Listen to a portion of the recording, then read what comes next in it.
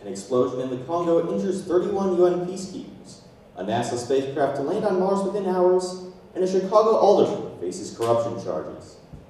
Good evening, I'm Jackson Heuschel with WJLH News, Sports, and Weather, sponsored by CBI Bank. In our top story tonight, an official in Congo's rested northeast region says that an unexplained grenade explosion has killed 2 people and injured 31 peacekeepers. Julian Paluku, governor of the North Kivu province, said the explosion occurred Tuesday morning as the peacekeepers were exercising in the outskirts of Goma, the provincial capital on the Rwandan border. He said one of the dead was a peacekeeper and that the other was an 8-year-old child.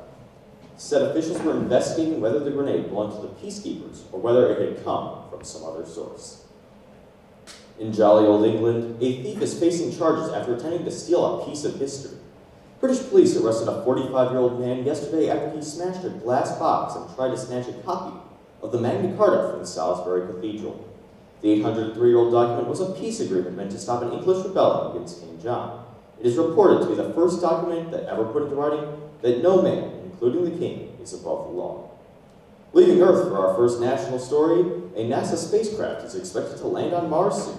The Mars InSight lander is scheduled to touch down on the Martian surface around 3 p.m. Eastern. NASA's Jet Propulsion Laboratory System Mars mission will streak into the planet's atmosphere at 12,000 miles per hour and will be slowed by retro rockets and a giant parachute until it makes its 77-mile descent to the ground. After landing, the stationary probe will wait 16 minutes for the dust to settle before unfurling the solar panels that will give it power. Back on Earth, a man is suing the state of Hawaii after he says he suffered a heart attack due to a false missile alert last year. James Shields and his girlfriend filed the suit yesterday, seeking an undisclosed amount of damages. The complaint states that the couple received the January 13th message and decided that there wasn't much they could do, so they went to the beach to die together. Shortly after, he felt burning in his chest and was rushed to the Hawaii Kai Clinic, where he eventually received emergency surgery and had 4 stents placed in his heart. The lawsuit also names the former Hawaii Emergency Management Agency administrator. Here in the Prairie State, Chicago Alderman Willie Cochran is set to go on trial next summer on corruption charges. A June 3rd trial date was scheduled after the former Chicago police officer rejected a plea deal yesterday. Cochran is accused of spending tens of thousands of dollars in charitable donations to the 20th Ward Activities Fund and spending the money on college tuition for his daughter and other personal splurges. If he's found guilty, he would become the 20th Ward Alderman to go to prison. In our next story, federal health managers say Illinois has 7 of the 116 confirmed cases of a rare polio-like disease. The CDC said yesterday that 31 states have at least 1 case of acute flaccid myelitis. There are 170 possible cases. CDC officials say 90% of the cases are in children, but they still have no idea what is causing this strange disease. We'll be back with the latest in sports and weather after a message from our sponsor. Tap, Snap, Deposit. That's how fast and easy you can electronically deposit checks from your phone or tablet using CBI Bank and Trust free mobile banking app. Convenient, simple, and secure, you'll love the ability to make a deposit with just a few taps and camera clicks. Download the app from the App Store or Google Play, and then try it. To learn more, call or stop by CBI Bank and Trust in Muscatine, Buffalo Prairie, and Davenport. And we're back with the WJLH Sports Desk.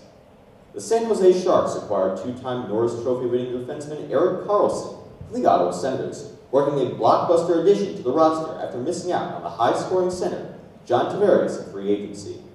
General manager Doug Wilson stood pat for most of the summer after Tavares signed with Toronto, before pouncing when another superstar was available the day before San Jose opened training camp. From the ice to the soccer field, the St. Louis Development Agency is getting high marks to a proposal that would build a Major League Soccer stadium in the city. The St. Louis Development Corporation released a report yesterday showing the city would earn $41 million over 30 years from the proposed stadium. That is double what it would need to be financially sustainable. The ownership group wants to build a roughly $250 million stadium in downtown St. Louis. We'll close out today with the weather. Today we expect to be mostly cloudy in the north and central and rain likely in the south.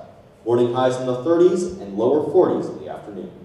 Tonight, a chance of rain this evening in the south, otherwise clearing and colder. Lows in the single digits in the northwest to around 10 in the central. And Sunday, we can expect to be mostly sunny in the north, partly sunny in central and southern Illinois, and partly cloudy. Highs in the 20s in the north and the middle 30s in the south.